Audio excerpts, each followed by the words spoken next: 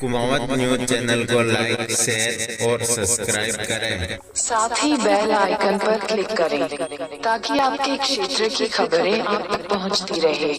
ये चलते हैं खबरों की ओर।